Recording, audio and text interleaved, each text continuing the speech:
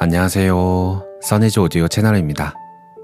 만약 감정적으로 굉장히 힘들다고 느낀다면 그 원인은 우리가 받아들이지 못하고 저항하고 있기 때문이라고 합니다. 아니, 어떻게 그걸 나보고 받아들이라는 거야? 라는 생각이 먼저 툭 튀어나오죠. 오늘은 받아들이기 힘든 것들을 어떻게 받아들이라는 건지 이와 관련된 이야기를 해볼게요. 치유와 회복, 데이비드 호킨스, 옴기니 박윤정, 출판사는 판미동입니다. 8장, 삶의 큰 위기들을 다루는 법, 일부를 먼저 읽어볼게요. 모든 아픔과 고통의 원인은 압착된 에너지장의 누적에 있으며 삶의 사건들은 이런 에너지가 분출할 빌미를 제공해준다. 포문이 열리면서 우리 스스로 이 에너지의 일부를 느끼게 된다. 예를 들어 누군가 내 자동차 범퍼를 들이받았다고 하자. 그 순간 평생토록 꾹꾹 눌러두었던 화가 핑곗거리를 발견하고 밖으로 튀어나온다.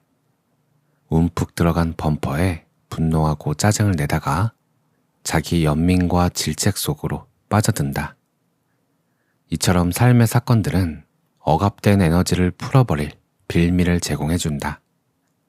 마음이 억압된 에너지를 견딜 수 없어서 우리가 받아들일 수 있는 방식으로 이 에너지를 풀어버릴 방법을 찾아내는 것이다.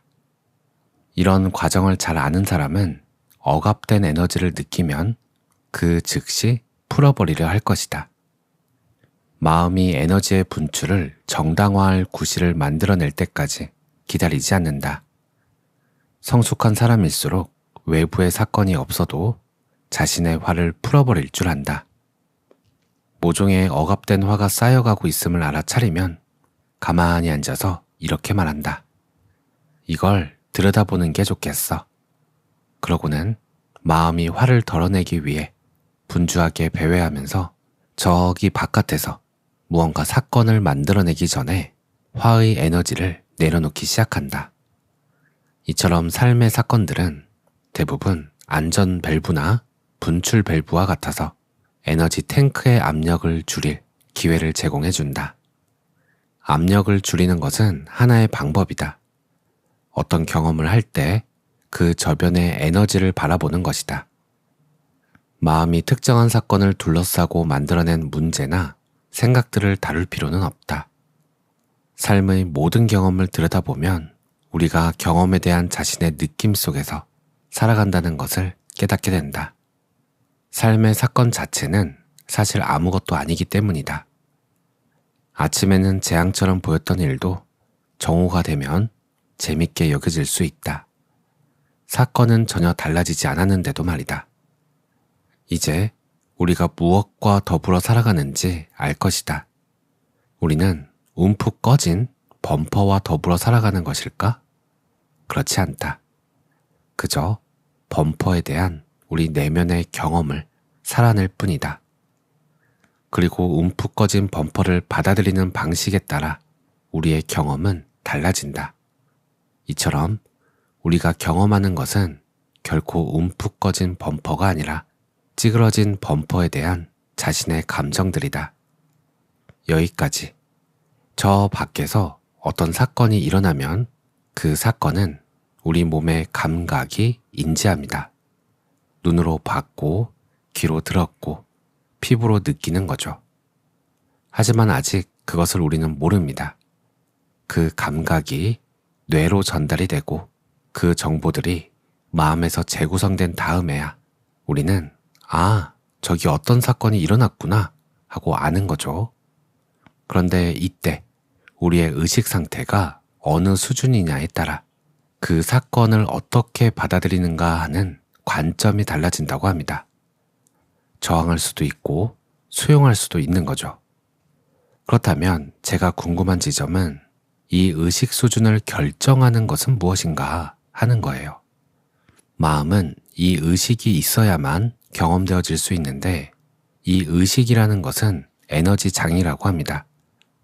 그리고 이 의식이라는 에너지 장은 낮은 수준과 높은 수준으로 임의로 나눌 수 있고 그 수준에 따라서 우리는 마음을 경험하게 되는 거죠. 이 의식의 수준은 어떻게 결정되는 걸까요? 세 가지 관점에서 생각해 볼 수 있습니다. 첫 번째는 의지입니다. 사랑과 평화를 선택할 것인지 아니면 분노와 두려움을 선택할 것인지 결정하는 거죠. 의식의 수준을 선택할 수 있다는 관점입니다. 두 번째는 주파수입니다. 호킨스 박사는 우주에는 보이지 않는 거대한 에너지 데이터베이스인 끌개장이 존재한다고 말합니다. 라디오 채널을 맞추듯 우리의 마음이 어떤 정보와 감정에 계속 머무느냐에 따라 그 수준의 에너지장에 동조하게 된다는 거죠. 우리가 반복적으로 품는 생각과 감정이 특정한 에너지장과 연결고리를 만든다는 겁니다. 용기 있는 태도를 가지면 용기 수준의 에너지장의 주파수와 연결되는 거죠. 세 번째는 놓아버림입니다. 얼마나 내려놓을 수 있는가? 우리 내면의 부정적인 감정과 에고의 집착을 포기할 때 가려져 있던 본래의 높은 의식이 자연스럽게 드러난다는 관점입니다. 어느 하나의 관점만이 옳다고 볼 수는 없고 복합적일 것 같다는 생각이 들어요. 기본적으로 가려져 있던 높은 의식이 집착을 놓아버리면서 자연스럽게 드러난다고 생각하는데요. 집착을 놓아버리기로, 힘을 빼기로 선택하고 결심하는 의지를 낼 수 있다고 봅니다. 그때 자연스럽게 드러나는 만큼의 의식 수준과 주파수가 맞아진다고 생각해요. 그래서 어쩌면 가슴이 열리는 만큼 더 높은 의식 수준도 열리고 마음에서 경험되어지는 것들을 더 사랑의 눈으로 볼 수 있게 되는 게 아닐까 합니다. 책에서는 이런 말이 나와요. 고통은 사실 경험에 대한 저항에서 비롯된다. 이것을 해결하려면 그저 앉아서 저항을 내려놓고 함께하기를 선택하기만 하면 된다. 되도록 빨리 마음을 열고 받아들일수록 억눌렸던 에너지도 빠르게 빠져나가고 경험도 신속하게 끝을 맺는다. 몇 시간이고 며칠이고 몇 주, 몇 달, 몇 년, 심지어는 평생토록 끊임없이 고통스럽게 우리를 끌어내리도록 허용하는 대신에 모든 것을 풀어버리는 것이다. 마음을 열고 받아들이라고 합니다. 그런데 저는 의문이었던 부분이 그렇다면 무분별하게 모든 것에 대해 마음을 열고 받아들여야 하는지 아니면 지혜롭게 분별해서 받아들이라는 건지 이 부분이 헷갈렸던 적이 있어요. 그런데 이러한 의문은 받아들이라는 말을 잘못 해석했기 때문에 생기는 의문이었습니다. 받아들이라고 하면 그것을 인정함으로써 마음에 품으라는 이야기로 해석했던 거예요. 그러니 어떤 것은 받아들이면 평생 품어야 하니 힘들 것 같으니까 이런 것도 받아들이라는 거야? 하는 의문이 생긴 거죠. 예를 들면 누군가 저에게 이유 없이 화를 냈다면 저 사람이 지금 화가 났구나 라는 사실을 객관적으로 보는 것이 받아들임입니다. 하지만 저는 상대방이 던진 그 화라는 뜨거운 감자를 제 가슴 속에 집어넣고는 내가 이걸 품어야 해. 이 화를 내가 받아들여야 해. 라고 생각했던 거죠. 그러면 당연히 화상을 입고 힘들 수밖에 없어요. 세상에 영원히 변하지 않는 것은 아무것도 없습니다. 우리가 느끼는 감정, 사건, 몸의 세포조차 매 순간 변하고 흘러가죠. 호킨스 박사는 이것을 에너지 흐름으로 보았습니다. 우리가 무언가를 받아들이기 두려워하는 진짜 이유는 내가 이것을 인정하면 이 고통이 내 안에 영원히 머물 것 같다는 착각 때문이에요. 하지만 진실은 정반대입니다. 받아들임은 그것을 붙잡아 가두는 것이 아니라 그것이 내 안을 통과해서 흘러가도록 길을 터주는 거예요. 강물은 끊임없이 바다로 흘러가야 합니다. 받아들임은 강물이 잘 흐르도록 댐의 수문을 열어주는 것과 같아요. 반대로 저항하고 외면하는 것은 댐에 물을 가둬두는 것입니다. 물이 오랫동안 고이면 썩게 되고 압력은 점점 커질 수밖에 없죠. 그 압력과 냄새를 우리는 괴로움이라고 느끼는 거고요. 그러니 받아들인다는 것은 그래, 너 여기 있구나 하고 알아차린 뒤 그것이 자연스럽게 제 갈 길 가도록 자연스러운 흐름에 맡겨두는 겁니다. 우리가 문을 열어주기만 하면, 받아들이기만 하면 어차피 모든 것은 변해서 사라지니까요. 그러니 평생 품어야 할까봐 겁낼 필요가 전혀 없습니다. 오히려 빨리 보내주기 위해서 우리는 온전히 받아들여야 하는 것이죠. 오늘은 여기까지. 오늘도 편안한 하루 보내세요. 감사합니다. 안녕하세요. 써니즈 오디오 채널입니다. 만약 감정적으로 굉장히 힘들다고 느낀다면 그 원인은 우리가 받아들이지 못하고 저항하고 있기 때문이라고 합니다. 아니, 어떻게 그걸 나보고 받아들이라는 거야? 라는 생각이 먼저 툭 튀어나오죠. 오늘은 받아들이기 힘든 것들을 어떻게 받아들이라는 건지 이와 관련된 이야기를 해볼게요. 치유와 회복, 데이비드 호킨스, 옴기니 박윤정, 출판사는 판미동입니다.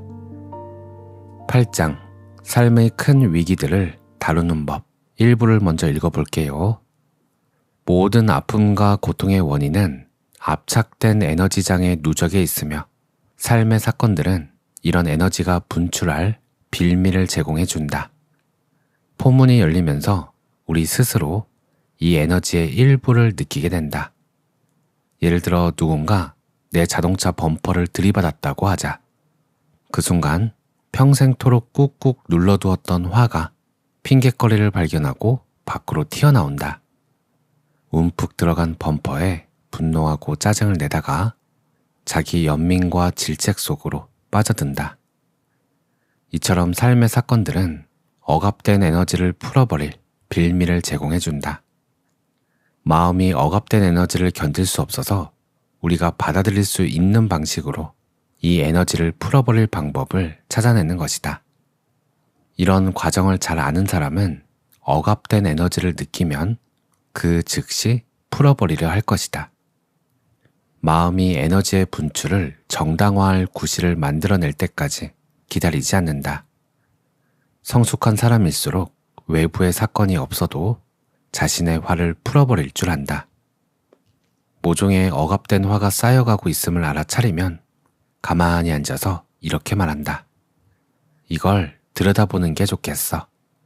그러고는 마음이 화를 덜어내기 위해 분주하게 배회하면서 저기 바깥에서 무언가 사건을 만들어내기 전에 화의 에너지를 내려놓기 시작한다. 이처럼 삶의 사건들은 대부분 안전 밸브나 분출 밸브와 같아서 에너지 탱크의 압력을 줄일 기회를 제공해준다. 압력을 줄이는 것은 하나의 방법이다. 어떤 경험을 할 때 그 저변의 에너지를 바라보는 것이다. 마음이 특정한 사건을 둘러싸고 만들어낸 문제나 생각들을 다룰 필요는 없다. 삶의 모든 경험을 들여다보면 우리가 경험에 대한 자신의 느낌 속에서 살아간다는 것을 깨닫게 된다. 삶의 사건 자체는 사실 아무것도 아니기 때문이다. 아침에는 재앙처럼 보였던 일도 정오가 되면 재밌게 여겨질 수 있다. 사건은 전혀 달라지지 않았는데도 말이다. 이제 우리가 무엇과 더불어 살아가는지 알 것이다. 우리는 움푹 꺼진 범퍼와 더불어 살아가는 것일까? 그렇지 않다. 그저 범퍼에 대한 우리 내면의 경험을 살아낼 뿐이다. 그리고 움푹 꺼진 범퍼를 받아들이는 방식에 따라 우리의 경험은 달라진다. 이처럼 우리가 경험하는 것은 결코 움푹 꺼진 범퍼가 아니라 찌그러진 범퍼에 대한 자신의 감정들이다. 여기까지. 저 밖에서 어떤 사건이 일어나면 그 사건은 우리 몸의 감각이 인지합니다. 눈으로 봤고, 귀로 들었고, 피부로 느끼는 거죠. 하지만 아직 그것을 우리는 모릅니다. 그 감각이 뇌로 전달이 되고 그 정보들이 마음에서 재구성된 다음에야 우리는 저기 어떤 사건이 일어났구나 하고 아는 거죠. 그런데 이때 우리의 의식 상태가 어느 수준이냐에 따라 그 사건을 어떻게 받아들이는가 하는 관점이 달라진다고 합니다. 저항할 수도 있고 수용할 수도 있는 거죠. 그렇다면 제가 궁금한 지점은 이 의식 수준을 결정하는 것은 무엇인가 하는 거예요. 마음은 이 의식이 있어야만 경험되어질 수 있는데 이 의식이라는 것은 에너지 장이라고 합니다. 그리고 이 의식이라는 에너지 장은 낮은 수준과 높은 수준으로 임의로 나눌 수 있고 그 수준에 따라서 우리는 마음을 경험하게 되는 거죠. 이 의식의 수준은 어떻게 결정되는 걸까요? 세 가지 관점에서 생각해 볼 수 있습니다. 첫 번째는 의지입니다. 사랑과 평화를 선택할 것인지 아니면 분노와 두려움을 선택할 것인지 결정하는 거죠. 의식의 수준을 선택할 수 있다는 관점입니다. 두 번째는 주파수입니다. 호킨스 박사는 우주에는 보이지 않는 거대한 에너지 데이터베이스인 끌개장이 존재한다고 말합니다. 라디오 채널을 맞추듯 우리의 마음이 어떤 정보와 감정에 계속 머무느냐에 따라 그 수준의 에너지장에 동조하게 된다는 거죠. 우리가 반복적으로 품는 생각과 감정이 특정한 에너지장과 연결고리를 만든다는 겁니다. 용기 있는 태도를 가지면 용기 수준의 에너지장의 주파수와 연결되는 거죠. 세 번째는 놓아버림입니다. 얼마나 내려놓을 수 있는가? 우리 내면의 부정적인 감정과 에고의 집착을 포기할 때 가려져 있던 본래의 높은 의식이 자연스럽게 드러난다는 관점입니다. 어느 하나의 관점만이 옳다고 볼 수는 없고 복합적일 것 같다는 생각이 들어요. 기본적으로 가려져 있던 높은 의식이 집착을 놓아버리면서 자연스럽게 드러난다고 생각하는데요. 집착을 놓아버리기로, 힘을 빼기로 선택하고 결심하는 의지를 낼 수 있다고 봅니다. 그때 자연스럽게 드러나는 만큼의 의식 수준과 주파수가 맞아진다고 생각해요. 그래서 어쩌면 가슴이 열리는 만큼 더 높은 의식 수준도 열리고 마음에서 경험되어지는 것들을 더 사랑의 눈으로 볼 수 있게 되는 게 아닐까 합니다. 책에서는 이런 말이 나와요. 고통은 사실 경험에 대한 저항에서 비롯된다. 이것을 해결하려면 그저 앉아서 저항을 내려놓고 함께하기를 선택하기만 하면 된다. 되도록 빨리 마음을 열고 받아들일수록 억눌렸던 에너지도 빠르게 빠져나가고 경험도 신속하게 끝을 맺는다. 몇 시간이고 며칠이고 몇 주, 몇 달, 몇 년, 심지어는 평생토록 끊임없이 고통스럽게 우리를 끌어내리도록 허용하는 대신에 모든 것을 풀어버리는 것이다. 마음을 열고 받아들이라고 합니다. 그런데 저는 의문이었던 부분이 그렇다면 무분별하게 모든 것에 대해 마음을 열고 받아들여야 하는지 아니면 지혜롭게 분별해서 받아들이라는 건지 이 부분이 헷갈렸던 적이 있어요. 그런데 이러한 의문은 받아들이라는 말을 잘못 해석했기 때문에 생기는 의문이었습니다.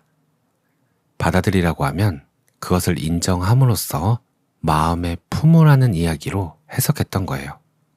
그러니 어떤 것은 받아들이면 평생 품어야 하니 힘들 것 같으니까 이런 것도 받아들이라는 거야? 하는 의문이 생긴 거죠. 예를 들면 누군가 저에게 이유 없이 화를 냈다면 저 사람이 지금 화가 났구나 라는 사실을 객관적으로 보는 것이 받아들임입니다. 하지만 저는 상대방이 던진 그 화라는 뜨거운 감자를 제 가슴 속에 집어넣고는 내가 이걸 품어야 해. 이 화를 내가 받아들여야 해. 라고 생각했던 거죠. 그러면 당연히 화상을 입고 힘들 수밖에 없어요. 세상에 영원히 변하지 않는 것은 아무것도 없습니다. 우리가 느끼는 감정, 사건, 몸의 세포조차 매 순간 변하고 흘러가죠. 호킨스 박사는 이것을 에너지 흐름으로 보았습니다. 우리가 무언가를 받아들이기 두려워하는 진짜 이유는 내가 이것을 인정하면 이 고통이 내 안에 영원히 머물 것 같다는 착각 때문이에요. 하지만 진실은 정반대입니다. 받아들임은 그것을 붙잡아 가두는 것이 아니라 그것이 내 안을 통과해서 흘러가도록 길을 터주는 거예요. 강물은 끊임없이 바다로 흘러가야 합니다.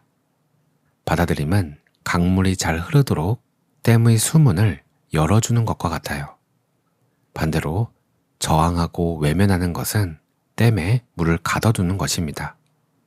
물이 오랫동안 고이면 썩게 되고 압력은 점점 커질 수밖에 없죠. 그 압력과 냄새를 우리는 괴로움이라고 느끼는 거고요.